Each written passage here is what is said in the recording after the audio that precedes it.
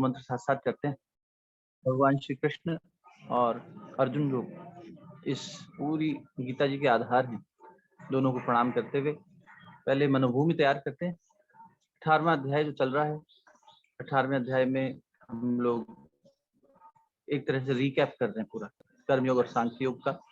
और उसके बाद अर्जुन का जो प्रश्न था त्याग और संन्यास, उस पर स्पष्टता थी भगवान ने। और हम पिछली सत्संग के कड़ी में ये चर्चा कर रहे थे कि कैसे 5 घटक हैं, 5 कंपोनेंट्स हैं जो एक कर्म के निर्माण में आधार बनते हैं।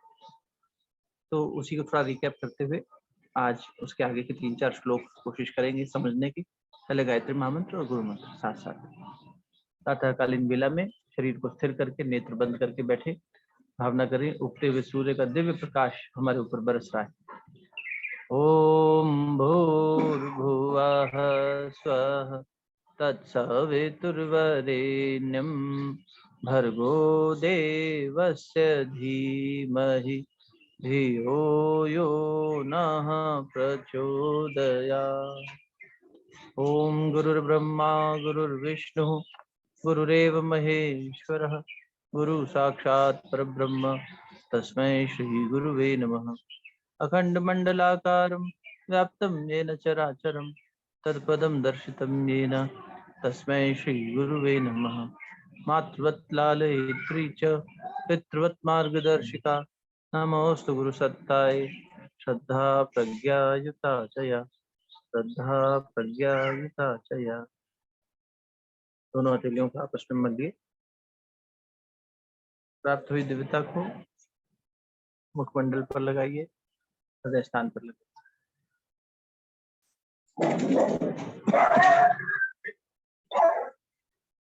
तो 5 मुख्य रूप से हम देख रहे थे कि घटक हैं जिससे कि कर्म बन रहा है। 18/14 हम लोगों ने पिछली बार चर्चा में लाया था। एक अधिष्ठान, ये शरीर, क्योंकि कोई भी कर्म हो रहा है उसमें शरीर आधार बन रहा है, अधिष्ठान। उसके अलावा कर्मेंद्रियां और ज्ञानेंद्रिय दूसरा कंपोनेंट हो गया। ये इंद्रियां मिलके सेंसेस ये कार्य करेंगी।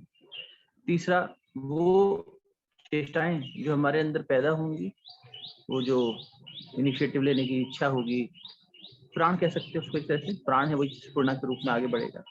चौथा ये जो कर्तापन है, अहम जिसे कह रहे हैं। और 5वां जो है उसे यहाँ पर दैव शब्द कह दिया, दैव। तो आपको याद होगा हम लोग चर्चा कर रहे थे कि जो दैव शब्द है इसको 2 तरीके से देखा जा सकता है। एक तो ये डायमेंशन हो सकता है कि इसे हम डिवाइन कह दें कि it is a divine intervention, इस तरीके से देखा जा सकता है। और दूसरा देखने का तरीका ये हो सकता है कि जो हमारे मूल में संस्कार छुपे हैं उन्हें भी दैव शब्द से संबोधन किया जाता है। इसके रेफरेंस के लिए हमने दुर्योधन का जो बहुत प्रसिद्ध श्लोक है उसकी चर्चा फिर से ली थी, फिर दोहरा देते कि जानामि धर्मम न चमेव प्रवृत्ति जानामि अधर्मम न चमेव निवृत्ति। मुझे धर्म क्या है पता है, सही क्या है पता है, पर उस पर चलने की टेंडेंसी नहीं है, और गलत क्या है उससे वो भी पता है पर उससे छूट नहीं पाता हूँ। तो ये जो मैंपना है, ये जो बुद्धि है, ये मुझे बार बार दुर्मति उस तरफ ले जाती है। केन अपि देवेन हृदय स्थितेन, दुर्योधन वहां भी देव शब्द का प्रयोग कर रहा है। कोई देव मेरे भीतर है, वहां देव मतलब वो डिवाइन नहीं है, उस संस्कार की बात कर रहा है। केन अपि देवेन हृदय स्थितेन, अब वो जैसा मुझे प्रेरित करता है वैसा मैं कर्म कर लेता हूँ। तो मैं करता कैसा हूँ, मैं जो कर रहा हूँ उसकी प्रेरणा कहाँ से आ रही है, मेरे संस्कार से आती है, मेरे भीतर के कई जन्मों से जो मेरा अभ्यास बना हुआ है वो मुझे प्रेरित करता है। अब अर्जुन दुर्योधन की जो ये बात है उसी को यहाँ घटा कर देखिए। ये जो 5 कंपोनेंट्स हैं उसमें एक कंपोनेंट जो देव शब्द है वो हमारे भीतर के संस्कार है। ये जो संस्कार हैं पता कैसे चलेंगे, हाउ विल आई नो कि मेरे अंदर किस तरह के संस्कार हैं, किस तरह की मेरे अंदर जो है प्रेरणाएं आ रही हैं, वो अपने को देखना पड़ेगा। किस में देखें, तो अपने गुण में देखें, अपने कर्म में देखें, अपने स्वभाव में देखें, या इसको सिंपल शब्दों में कह सकते हैं मनसा वाचा कर्मणा।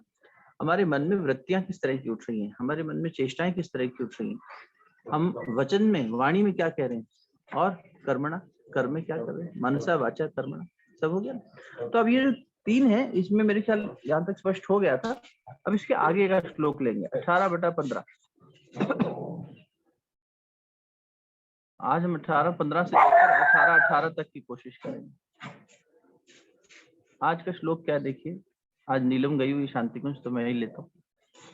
अब भगवान यहाँ क्या कह रहे हैं 18-15 में कि मनुष्य के अपने शरीर, वाणी और मन से जो कोई न्यायोचित या उसके विपरीत कर्म करता है, उसके ये 5 कारण ही हैं। तो वो पिछले श्लोक को ही कंप्लीट कर रहे हैं कि हम अपने शरीर से, मन से और विचार से जो भी कुछ कर रहे हैं, इसके 5 हेतु बताए, है ना।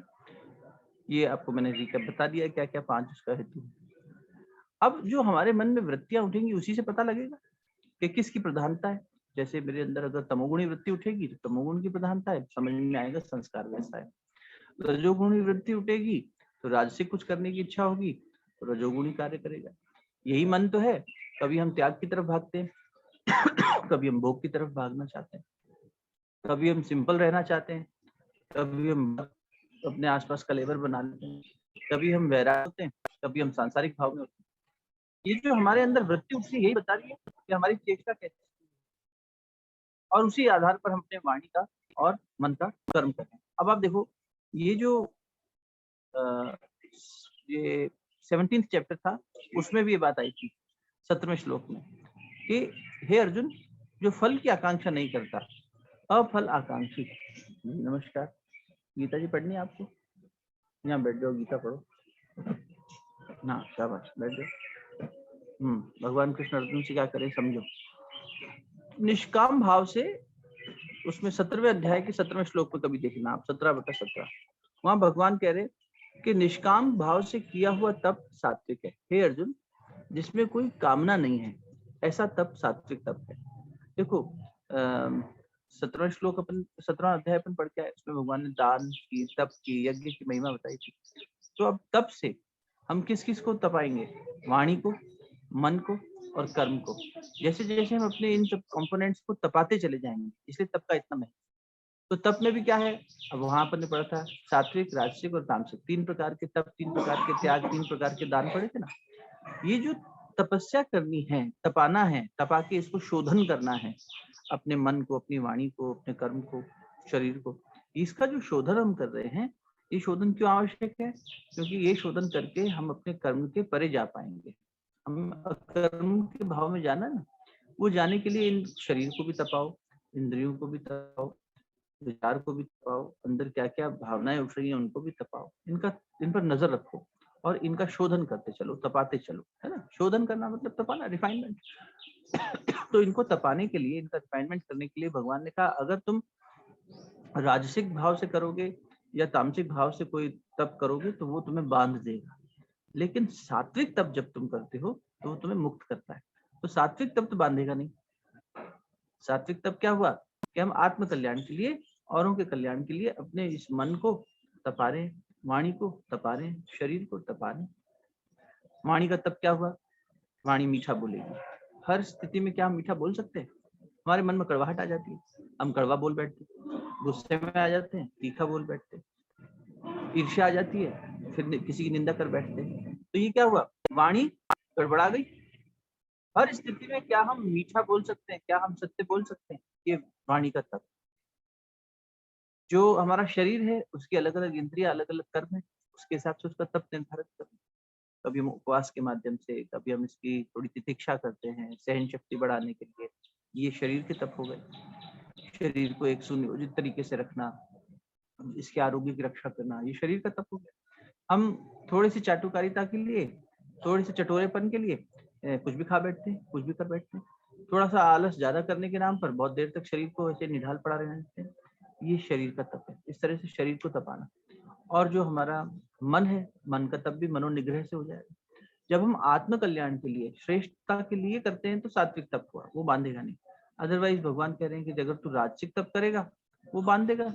राजसिक में तो तू भोग करना चाह रहा है, कुछ प्राप्त करना चाह रहा है, इच्छा है तेरी, फल इच्छा है। तो इसीलिए साधक को इस शरीर के, इस मन के और इस वाणी के, मनसा वाचा कर्मणा, इन तीनों स्तर के तप सात्विक भाव में रहकर करने चाहिए। ये विचार करना चाहिए, विवेक विचार में बहुत महत्वपूर्ण होगा। अगले श्लोक में भगवान कहेंगे कि व्यक्ति को विवेक विचार करना चाहिए। देखो अगर आप यहाँ मोटे तौर पर देखेंगे तो सांख्य योग और ज्ञान योग, 2 योग की चर्चा भगवान निरंतर कर रहे हैं 18वें अध्याय में। सांख्य योग क्या है? ज्ञान योग हो गया और एक कर्म योग हो गया। ज्ञान योग क्या कहता है कि मैं एक स्वरूप हूं, ये सब बाहर का कलेवर है। कलेवर प्रकृति ने बनाया है और वास्तविक स्वरूप पुरुष ने बनाया है। पुरुष और प्रकृति का तादात्म्य साथ साथ हो जाता है, तब ये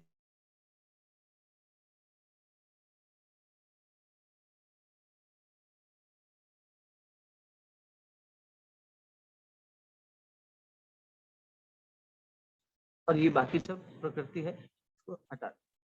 दूसरा जो कर्मयोग है, कर्मयोग का तरीका क्या है, अप्रोच क्या है? बहुत सरल सब तरीके से समझ लो। कर्मयोग ये कह रहा है सब कुछ हो रहा है, लेकिन जो हो रहा है उसके फल की इच्छा मैंने त्याग दी। एक ही बात है उसमें, फल की इच्छा का त्याग। मतलब I am not connecting my self कि मैं जो है कर्म के साथ जुड़ जाऊं, कर्म के फल के साथ जुड़ जाऊं। कर्म के फल के साथ जुड़ना और कर्म के साथ जुड़ना मतलब ये दो अलग अलग बातें हैं क्या? हाँ, दो शब्द आते हैं, वो भी समझ लीजिए क्योंकि आगे के श्लोक में मदद। एक कर्ता और एक भोक्ता। कर्ता मतलब डूअर, भोगने वाला मतलब जो एक्सपीरियंस कर रहा है। ये एक ही एंटिटी है, उसके दो अलग अलग क्रियाओं में, अलग अलग एक्टिविटीज में अलग अलग नाम देते हैं। कर्ता मतलब जब मैं क्रिया से एसोसिएट करता हूँ, तो मैं कर रहा हूँ, मैंने किया, तो मैंने क्रिया से एसोसिएट कर लिया, खुद को शरीर मान लिया और ये कहा मैंने भोजन कर लिया या मैं भोजन कर रहा हूँ। वास्तव में तो मैं भोजन नहीं कर रहा। तो सांख्य क्या कह रहा था?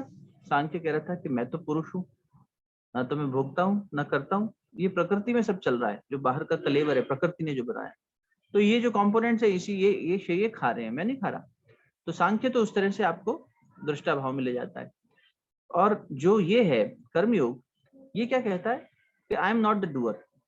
ये जो प्रकृति शरीर की है, ये इसी में सब चल रहा है, तो उसमें कर्तापन नहीं आता। कर्ता कौन है? कर्ता और भोक्ता यहाँ पे किसे कह रहे हैं?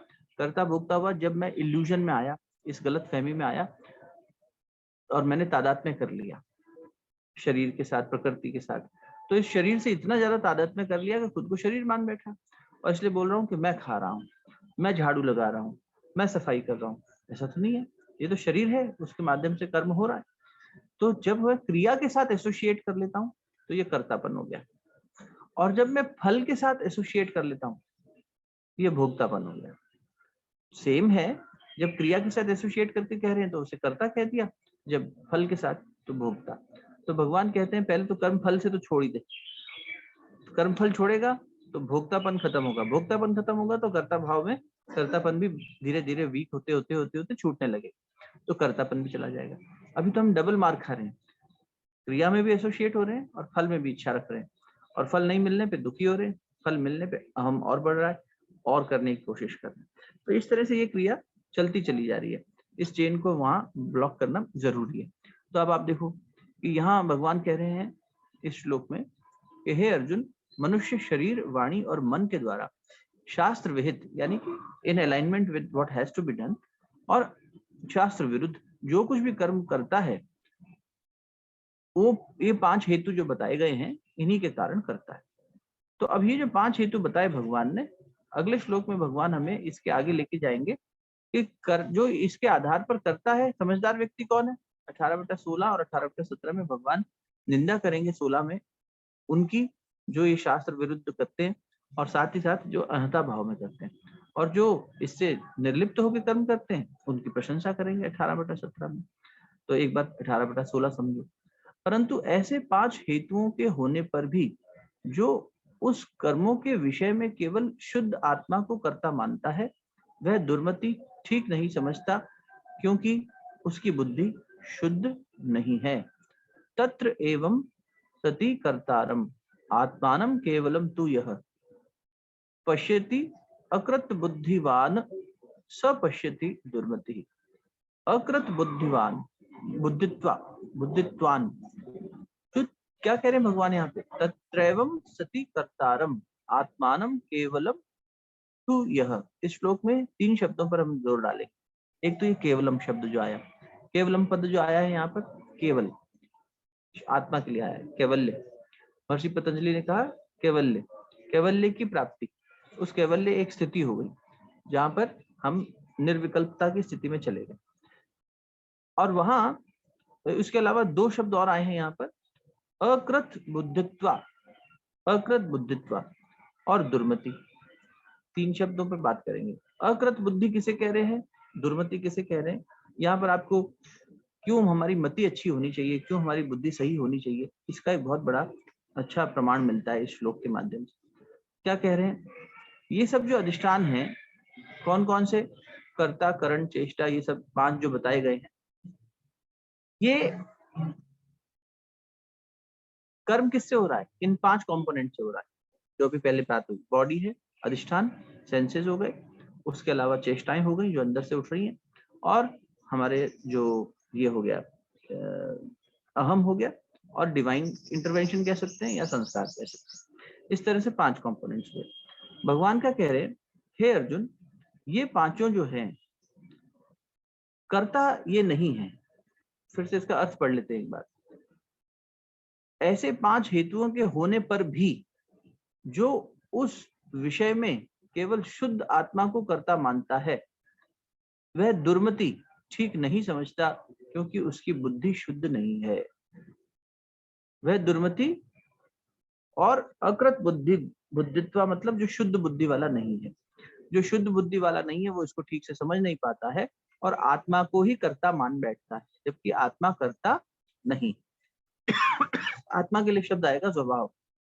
ये जो भीतर वाला है ना, स्वरूप, ये स्वरूप कुछ नहीं कर रहा, बाहर का कलेवर सब कुछ कर रहा है। जिसकी बुद्धि शुद्ध हो जाएगी, जो विवेक विचार कर पाएगा, वो इस बात को समझ लेगा। और जिसकी बुद्धि शुद्ध नहीं है, जो दुर्बुद्धि है, दुर्मति है, वो इस बात को नहीं समझ पाएगा, वो ये गलत एसोसिएशन करेगा। इसलिए भगवान ने यहाँ विवेक विचार को बहुत महत्व दिया। अकृत बुद्धित्वा यानी विवेक विचार को जिसने महत्व नहीं दिया है।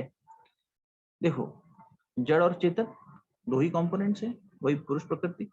तो जो जड़ है प्रकृति, इसी में सब क्रियाएं हो रही हैं, उन गुणों के आधार पर हो रही हैं, सतोगुण, रजोगुण, तमोगुण, गुण ही गुण में बार बार बरत रहे हैं। जो आत्मा है, जो चेतन है, वो इन सब से लिप्त नहीं हुआ, निर्लिप्त है। इस बारे में जो विवेक विचार करेगा वो तो समझेगा इसको, उसकी प्रशंसा अगले श्लोक में होगी। यहाँ भगवान ने जो इसका विचार नहीं कर पा रहा, जो जड़मति है, जो दुर्बुद्धि है, दुर्मति है, वो इसको कभी समझ नहीं पाता है और इसलिए अपने मूल स्वरूप आत्मा को कर्ता मान बैठता है। ये इसीलिए बात आ रही है क्योंकि अगले में जब खुलेगा तो भगवान वहां पर ये कहेंगे कि जब तुम अपने इस विवेक विचार से और आत्मशोधन से इस बात को समझ लेते हो, तो तुम्हारी स्थिति क्या हो जाती है। वो स्थिति आएगी जहाँ ये कहा जाता है कि ना वो मरता है, ना भोगता है, और ना वो मारता है। भाई कर्तापन भी चला गया, भोक्तापन भी चला गया, तो बचा क्या, मूल स्वरूप। मूल स्वरूप जो बचा अहम चले जाने के बाद, वो ना तो किसी को मार रहा है, क्योंकि कोई मूल स्वरूप तो मरता ही नहीं, और ना ही कुछ वो करना, उसमें कर्ता भाव ही नहीं है, तो वो कैसे मारेगा। मारने के बाद इसलिए आ रही है क्योंकि अर्जुन क्षत्रिय है। तो भगवान उसको कहेंगे अगले श्लोक में कि जब तेरे सामने युद्ध आके खड़ा हो गया है, तो युद्ध के पास नहीं गया कि युद्ध करे, तूने तो इच्छा नहीं जाहिर कर। लेकिन अगर सामने से आ गया तो तेरे को अपना कर्तव्य आना चाहिए, और वो किस भाव में स्थित होकर निभाना चाहिए। तो अब यहाँ पर भगवान कहते हैं, देखो, हाँ तो ये चप्पल तो पहन मेरी माँ। अब बुद्धि में दोष क्यों आया, बुद्धि में दोष इसलिए आया कि बुद्धि ने कभी विवेक विचार करके देखा नहीं, बुद्धि को हमने निर्मल बनाया नहीं, इसलिए बुद्धि का सारा खेल। आप देखो, गायत्री महामंत्र पूरा बुद्धि को निर्मल करने की बात, विवेक को जागरण करने की बात। विवेक मतलब दूध और पानी अलग अलग करने की क्षमता, यानी ऐसी स्थिति जहाँ सही और गलत, जो वास्तविक सही और गलत। देखिए, एक सही गलत क्या हुआ, संसार में हम जी रहे हैं तो सांसारिक दृष्टि से सही, और ये तो हमारी मान्यताओं के आधार पर हो सकता है, हमारी विचारणाओं के आधार पर हो सकता है। मैंने एक मान्यता मानी है तो मेरी उस मान्यता को मैं सही मानता आ रहा हूँ और उसी आधार पर सही देख रहा हूँ। अगर उससे कोई अलाइन कर रहा है तो मैं कहता हूँ हाँ ये सही है, उससे नहीं अलाइन हो रहा है तो मैं तो गलत कह देता हूँ। तो सही और गलत वहाँ किस आधार पर हो रहा है, अपने परसीव्ड नोशंस के आधार पर हो रहा है, अपने मेंटल कंस्ट्रक्ट के आधार पर हो रहा है। तो सही गलत की बात नहीं कर रहे, उस आधार पर तो संसार अपनी अपनी दृष्टि से, अपने अपने पर्सपेक्टिव से चीजों को देख ही रहा है। ये जो सही और गलत विवेक की यहाँ बात हो रही है, ये है उस सत्व को देख पाना, सत्व को समझ पाना और असत को हटा पाना। हम असत के साथ जीते आए और असत में ही हो रहे हैं। अभी देखो, आपको पता ही है कि घर में हुई है, उस वजह से सारा ये सब चल रहा है। परसों ही हम लोग बात कर रहे थे बैठे, तो तो मंजरी ने एक बड़ी अच्छी बात कही, जिस बालक की डेथ हुई उसके घर में हम मोनू बुलाते, तो उसने बोला, आयुष नाम था उसका। मंजरी ने बोला कि देखो मोनू का एग्जिस्टेंस क्या है, शरीर मोनू नहीं था, शरीर चला गया। आत्मा शुद्ध बुद्ध निर्लिप्त है, आत्मा का कोई नाम नहीं, वो भी चली गई। जब आत्मा भी चली गई, पुरुष भी चला गया, प्रकृति से बना हुआ ये शरीर और ये सब भी समाप्त हो गया, तो फिर मोनू था क्या? मोनू एक आभास ही था, आभास, एक इल्यूजन ही था, जिसे हम मोनू बुलाते थे। वो कहीं नया जन्म ले लेगा, फिर कहीं नया नाम हो जाएगा, सब कुछ अलग नाम से जाना जाएगा, फिर उसकी यात्रा चलती रहेगी। लेकिन जिस तत्व को हम नाम से संबोधन कर रहे हैं, या जिसकी क्रियाओं को, हलचल को देखकर याद करके दुखी हो रहे हैं कि अब वो नहीं है सामने, शरीर तो मोनू था ही नहीं। वो जो चेतना थी उसका कोई नाम नहीं, शुद्ध बुद्ध स्वरूप का कोई नाम नहीं, जो स्वरूप यहाँ बात भगवान कर रहे हैं कि उस स्वरूप में तो कोई हलचल ही नहीं है, इसलिए वो मारने वाला है ही नहीं, वो मरने वाला है ही नहीं। तो ये जो स्वरूप है, जो अजर अमर है, जिसके अंदर जो हमेशा शुद्ध बुद्ध है, पवित्र है, वो तो एज इट इज बना हुआ है, और शरीर वो था ही नहीं। इन दोनों के बीच में जिसे हम मोनू कह रहे हैं, या अंकुर कह रहे हैं, या जो भी नाम से बुला रहे हैं, ये सब क्या है? एक आभास ही तो है, एक आभासित हुआ हुआ। जो आभासित मैंने होता है रिफ्लेक्शन, भाई हमें आभास हो रहा है कि यहाँ पे वो है, जल है, और हम रेगिस्तान में चलते चले जा रहे हैं, नजदीक पहुंच रहे तो पता लग रहा है कि नहीं, मिराज था, ये जल नहीं था, दूर से उसका आभास हो रहा था। तो ये जो आभासित हुआ, उसी का सारा खेल हो रहा है, वही, उसी के लिए हम लड़ मर रहे हैं, उसी के लिए रो रहे हैं, उसी के लिए जो है खुश हो रहे हैं, आभास में, इल्यूजन में जी रहे हैं। इस आभास को समझ पाना और इस आभास से परे जा पाना, भगवान वही यहाँ करवा रहे हैं। कह रहे हैं विवेक विचार करके देख अर्जुन, ये जो अकृत बुद्धि वाला है वो नहीं कर पाएगा। अकृत बुद्धि और दुर्मति दो शब्द अलग अलग क्यों यहाँ प्रयोग में लाए गए हैं? क्योंकि इन दोनों पदों में अकृत बुद्धि तो हो गया कारण, इसके कारण बुद्धि दुर्मति हो गई। मति जो है, यथा मति तथा गति, जैसी मति होगी वैसा विचार करोगे वैसी गति होगी। अर्जुन, दुर्योधन ने वही बात तो करी कि मेरी मति उस तरफ चलती नहीं। तो दुर्मति जो है वो क्यों हुई? इट्स एन एडजेक्टिव, आप ये कह सकते हैं, दुर्मति एडजेक्टिव हो गई। पर दुर्मति तो एक एडजेक्टिव यूज किया गया है, दुर्मति हुई ही क्यों?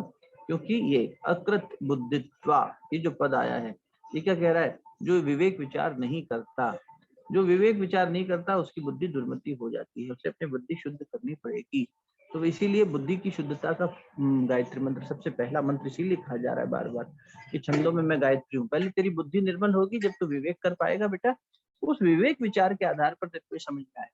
फिर चाहे तू सांख्य योग के आधार पर अपने जीवन को आगे बढ़ा, ज्ञान योग के आधार पर, चाहे तू कर्मयोग के आधार पर आगे बढ़ा, चाहे तू भक्ति योग में रहे, जिस भी आधार पर चलना चाहे चल, मार्ग सारे एक ही हैं और एक ही साथ काम कर रहे हैं। लेकिन उस पर चलने के लिए पहले ये विवेक विचार करना आवश्यक है। जब तक बुद्धि निर्मल नहीं होगी, व्यक्ति उस मार्ग पर नहीं चल पाएगा। तो इस श्लोक में भगवान ने बुद्धि को आधार बनाकर ये समझाया है कि हम कैसे दुर्मति हो जाते हैं, और अर्जुन को अगले में ये प्रेरणा देंगे कि जब विवेक विचार कर लोगे और ये समझ लोगे तो तुम अपने स्वरूप में स्थित हो जाओगे। आत्म स्वरूप में स्थित होने के बाद कर्ता भाव चला गया, भोक्ता भाव चला गया, दोनों भाव चले गए तो तुम निर्लिप्त होकर कर्म कर सकते हो। वो कर्म होगा ही नहीं फिर, तो उसमें हम ये समझेंगे कि कर्म बनता कैसे है।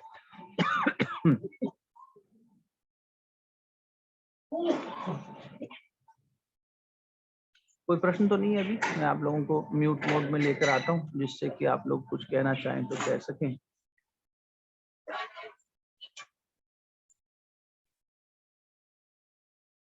अब आप अनम्यूट कर पाएंगे, जस्ट इन केस कोई अनम्यूट करना चाहे तो अब कर सकता है, नहीं तो अगला श्लोक लें।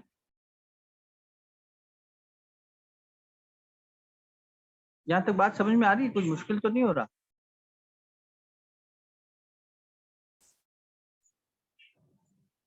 अगले श्लोक में भगवान कह रहे हैं, यस्य न अहंकृतो भावो बुद्धि यस्य न लिप्यते हत्वापि स इमान लोकान हंति न निबध्यते।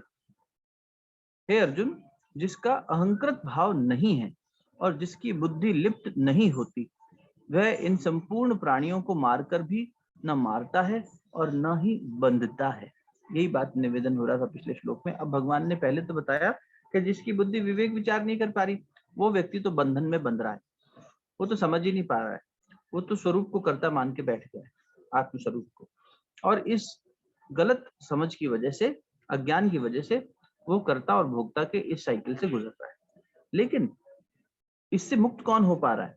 जिसका अहंकृत भाव नहीं है और जिसकी बुद्धि लिप्त नहीं होती, निश्चयात्मक बुद्धि, और जिसकी बुद्धि लिप्त नहीं होती, वह इन संपूर्ण प्राणियों को मारकर भी न मारता है और न ही बंधता है। देखो, यस्य न अहंकृतो भावो बुद्धि ही यस्य न लिप्यते।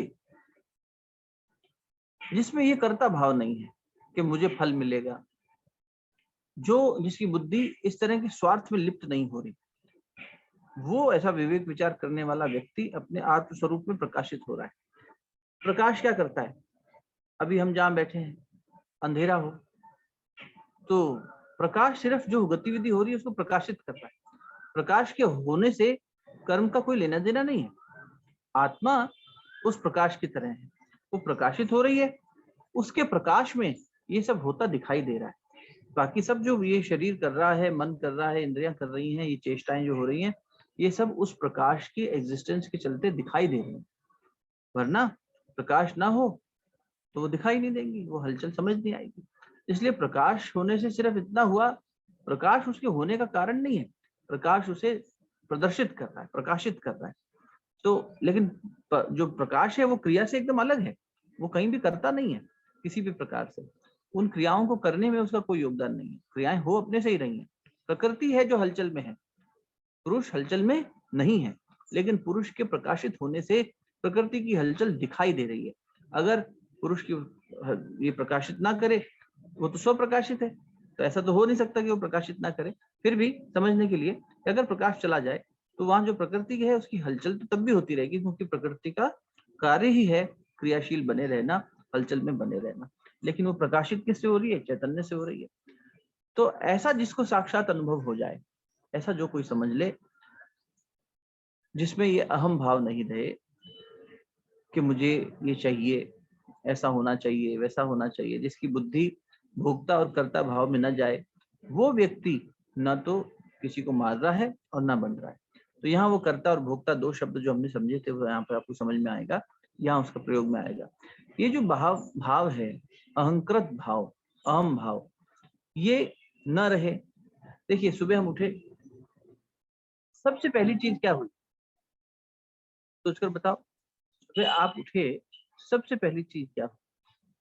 सबसे पहली, बहुत गहरा सोचना, नेत्र खोले आपने और आप जगे। बताइए, सबसे पहली चीज क्या घटित होती है?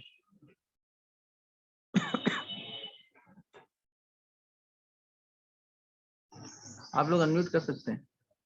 अल्पा दीदी कह रही है ग्रेटिट्यूड की फीलिंग आई। ये तो मन में भाव उठा, ग्रेटिट्यूड। ये तो आपने सोचा कि चलो सुबह मुझे सबको धन्यवाद देना है, जीवन को धन्यवाद देना है। सांस ली भैया। हाँ, सांस चली रही थी बहन जी, रात भर चल रही थी सांस। अच्छा। सांस तो अपने आप चल रही थी, हमने कहाँ ली, अभी भी अपने आप चल रही है। शरीर के भाव, बैक टू दिस वर्ल्ड। हाँ, मतलब हाँ, अपने शरीर का एहसास होता है कि हाँ, बॉडी। बहुत सुंदर। सबसे पहला एहसास ये हुआ, इसमें थोड़ा संशोधन करता हूँ बहन जी, कि मैं हूं, आई एम, जीवित हूं। ये तो हम इतना ज्यादा कंडीशन हो गए हैं कि मान ही लेते हैं कि हाँ भाई जीवित तो हम हैं ही, मृत्यु हमें तो अभी नहीं आने वाली, अभी तो समय है। कोई भी व्यक्ति उसको नहीं सोचता ज्यादा। तो मैं हूं, उठते हैं तो सबसे पहले ये एक एग्जिस्टेंस होता है कि आई एम, ये एग्जिस्टेंस का बोध होता है कि मैं हूं। पहला अनुभव ये होता है कि मैं हूं। फिर उसके बाद चिंतन क्या होता है? तब ये आता है कि मैं अमुक व्यक्ति हूँ, मैं पुरुष हूँ, मैं नारी हूँ, इतना समय हुआ है, ये मेरे घर के लोग हैं। फिर जैसे अल्पा बहन जी कह रही थी अभी के हम फिर ग्रेटिट्यूड की फीलिंग आती है, इत्यादि इत्यादि, वो तो हम अपनी क्रियाएं। लेकिन पहली चीज क्या हुई? होने का बोध, एग्जिस्टेंस का रियलाइजेशन हुआ पहला। और उस एग्जिस्टेंस के रियलाइजेशन में फिर उसके एक्सटेंशंस बने, उपाधियां बनी कि मैं क्या हूं, मैं पुरुष हूं, मैं अंकुर हूं, मैं ये हूं, मैं वो हूं। अभी ये समय हुआ है तो ये भी रिलेटिव हो गया ना सब कुछ। कोई दूसरे टाइम जोन में होगा, उसका दूसरा समय हुआ होगा। ये सब इल्यूजनरी चीजें हो गई, ये सब बाहर की कलेवर हो गया, बाहर का प्रकृति हो गया। तो हम फिर इसमें जीने लग जाते हैं और इसके आधार पर हमारा अहम भाव आ जाता है। अब देखो, एक हुआ अहम भाव अपने होने का,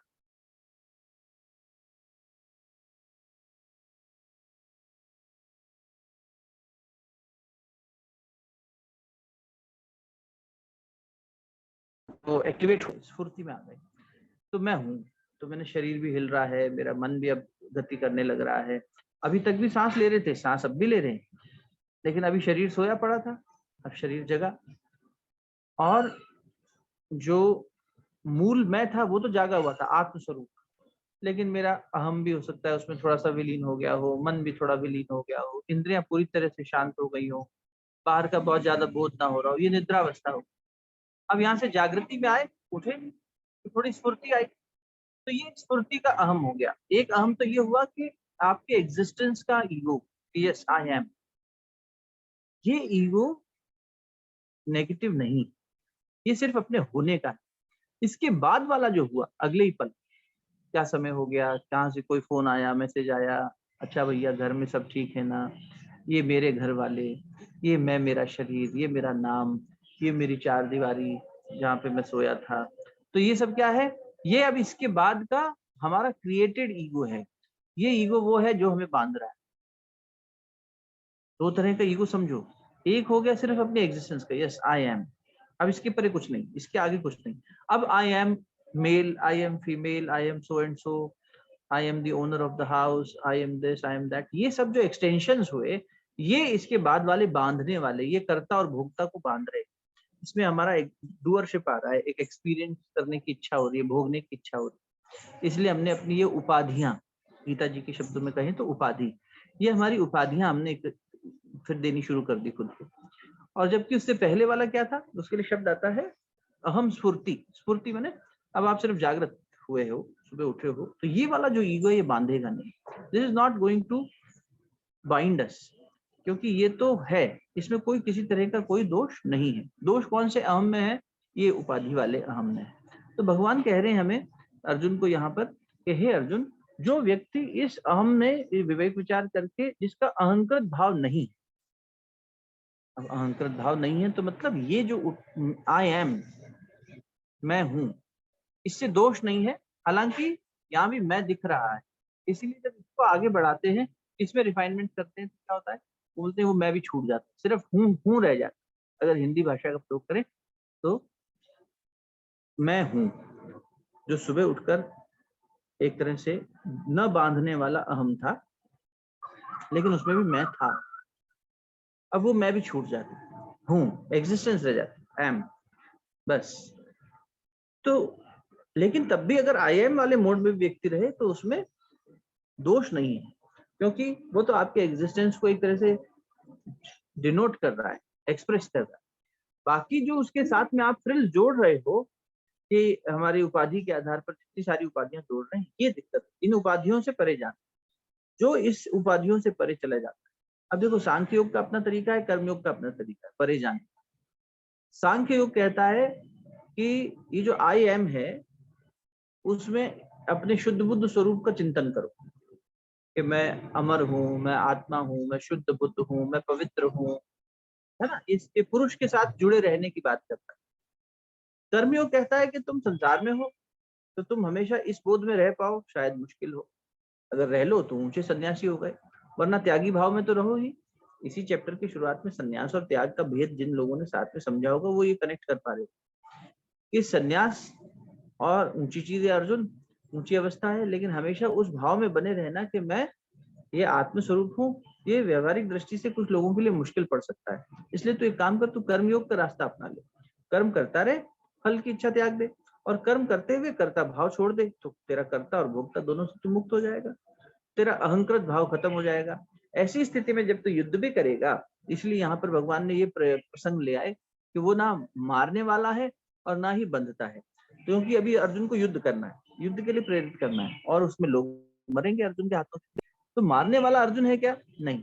तब है अर्जुन जब अर्जुन युद्ध के लिए लालायित हो, जैसे दुर्योधन था, जैसे कर्ण था, जैसे और लोग थे, वैसे लालायित तो नहीं था अर्जुन। तो सामने युद्ध आ गया, और युद्ध जब सामने आया तो भी उसने ये देखा कि अरे कितना सुंदर स्वरूप है, देखो कि मैं युद्ध करके भी क्या करूं। माना कि उसमें मोह दिखाई दे रहा है, राग दिखाई दे रहा है, क्योंकि अर्जुन ने कम से कम इतना सोचा तो उस स्थिति में भी कि युद्ध को टाला जाए। लेकिन भगवान ने कहा कि अब तू जो कह रहा है ये ज्ञान के आधार पर नहीं, कायरता के आधार पर कह रहा है, जबकि तेरा स्वधर्म एक क्षत्रिय होने के नाते ये होना चाहिए। अर्जुन के केस में युद्ध है, हमारे केस में हमारा गृहस्थी हो सकती है, जो भी हम कार्य कर रहे हैं वो है। जिस कर्म क्षेत्र में हम हैं, कर्म क्षेत्र में जो कुछ भी कर्म हो रहा है, खाना पीना उठना बैठना भी, जिस प्रकार सांस लेने का उदाहरण अभी सुषमा बहन जी ने लिया, सांस हम अपने आप स्वतः चल रही है, भोजन हम करते हैं लेकिन भोजन शरीर स्वतः ही पचा रहा है, इसमें हमारी कोई सक्रिय भूमिका नहीं है, कोई हमें एक्टिव इन्वॉल्वमेंट नहीं करना पड़ता, अपने आप हो रहा है ना स्वतः ही। वैसे ही सारी क्रियाओं को जब हम देख सकें कि स्वतः ही हो रही हैं, प्रकृति में सहज स्वरूप में इसका गुण ही ऐसा है, कुछ बन रहा है कुछ बिगड़ रहा है, स्वतः ही सब होता चला जा रहा है, और मैं दृष्टा भाव में उसे देखता चलूं, ये सांख्य योग हो गया। और कर्मयोग क्या कह रहा है? जो ये बन रहा बिगड़ रहा है प्रकृति में बार बार, इसमें हम लिप्त नहीं हो रहे और इसको हम भोग नहीं रहे, इसकी जो भी इसका आउटकम आ रहा है, इसमें करते समय भी हम ऐसे इन्वॉल्व नहीं हो रहे कि आई एम द डूअर, और जो आउटकम आ रहा है उससे भी हम एसोसिएट नहीं कर रहे, उसे भी हम समर्पित भाव से छोड़ रहे हैं। तब हम जीते हुए संसार में लिप्त नहीं हो।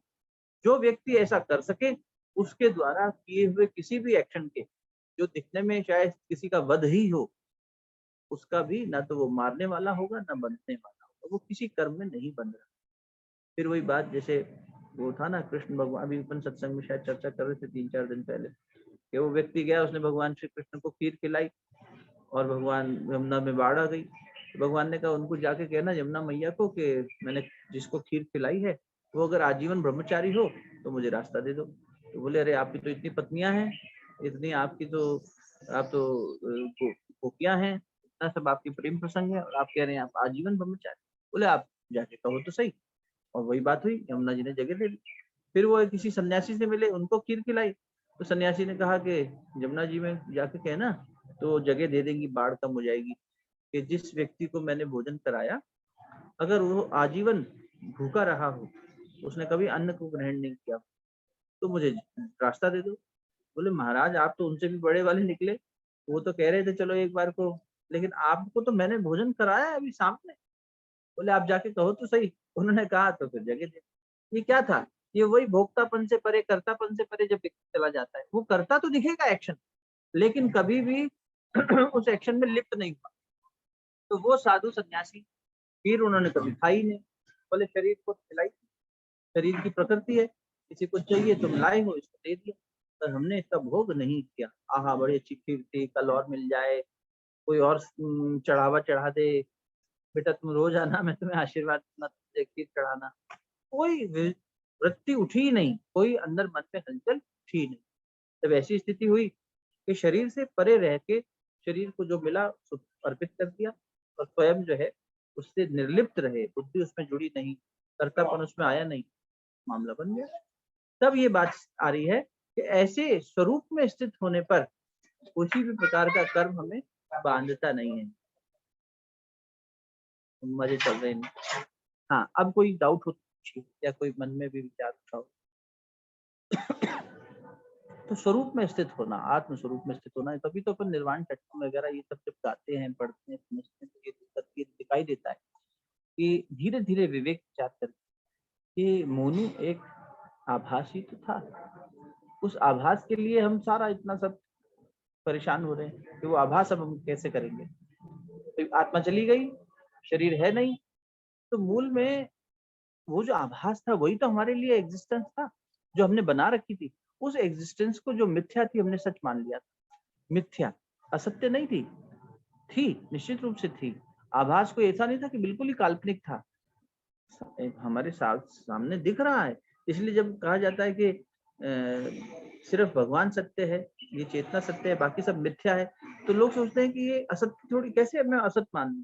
नहीं, असत्य नहीं है, मिथ्या है, मतलब चेंज हो रहा है, अभी है, अगले पल नहीं होगा, ये शाश्वत बात है, इसका इट्स नॉट कांस्टेंट। तो इसको हमने कांस्टेंट मान रखा है, ये दिक्कत है, और कांस्टेंट मान के जी रहे हैं। इस भ्रम को छोड़ना ही नहीं चाह रहे कि मृत्यु या ये चेंज हर पल हो रहा है, हम सबके साथ हो रहा है, हम इस भ्रम को छोड़ना नहीं चाह रहे, इसीलिए बांधे हुए हैं, इसलिए जोड़े हुए। वो जो नासमझी है, वो जो ये है, दुर्बुद्धि है, वो दिक्कत पैदा करती है, उसी ने बांध रखा है, उस वजह से दिक्कतें आ रही, सुख दुख इस तरह की भोग हो रहे हैं, तटस्थता नहीं आ रही, साक्षीपन नहीं आ रहा, समता का भाव नहीं। तो कितना मुश्किल है देखो समता मिलना, लेकिन जहां से अभ्यास करेंगे धीरे धीरे शुरू होगा। तो पहले तो ममता कम करें, फिर अहंता कम होगी। भगवान ने शुरू में बता दिया था कि ममता कम करने का मतलब जो ये मेरा, ये मेरा, ये मेरा, ये मेरापन शरीर के साथ और संबंधों के साथ में कम करें। ये कम करने से धीरे धीरे अहंता भी छूटने लगेगी। कौन सी? जो क्रियाशीलता वाली अहंता, उपाधि वाली। फिर जो ये नहीं बांधने वाली स्फूर्ति वाली अहंता है, जो सुबह उठकर अपने एग्जिस्टेंस की है, ये भी छूटने लगती है। तो कर्मयोग क्या कह रहा है कि तू जब फल की इच्छा छोड़ेगा और कर्ता भाव छोड़ेगा, तो इस तरह से छूटना शुरू होगा। और सांख्य योग कह रहा है जब तू अपने आत्म स्वरूप को बार बार याद करेगा तो छूटना शुरू हो जाएगा। दोनों ही केसेस में अपने आप छूटेगा, लेकिन आपको और हमें मतलब बार बार ये रीइंफोर्स करते रहना है खुद के साथ में। या तो अपने शुद्ध बुद्ध चैतन्य भाव में बने रहें, तो ज्ञान योगी वो ज्यादा करता है, वो विवेक विचार के आधार पर हर चीज को, माया को काटता है, नहीं नहीं नहीं, नेगेशन के साथ, और अपने आत्म स्वरूप में बना रहता है। और कर्म योगी क्या करता है? इतना ज्यादा आत्म स्वरूप का चिंतन भले ही वो ना करता हो, लेकिन वो कर्म करते समय ये बात जरूर ध्यान रखता है कि ना मैं कर रहा हूँ और ना ही मेरी फल की कोई इच्छा है। ये मेरे सामने चाहे युद्ध आ गया हो और चाहे खाना बनाना हो, चाहे मेहमान आ जाए, कई बार घर में मेहमान आ जाते हैं, वो भी युद्ध जैसी हो जाती है, बिना बुलाए मेहमान आ जाए तो लगता है अरे सब हड़कंप मच गया। तो हर व्यक्ति के लिए अपने अपने युद्ध की परिभाषा हो सकती है। किसी को हो सकता है छोटा सा कार्य करना भी बहुत बड़ा युद्ध लगता हो, और बहुत बड़ा युद्ध भी छोटी सी बात है, उसमें छोटे बड़े की बात ही नहीं है। उसमें जब आप मूल स्वभाव में स्थित हो गए, कर्ता से परे चले गए, भोग से परे चले गए, हो गया। ठीक है, कोई प्रश्न, कोई जिज्ञासा अभी?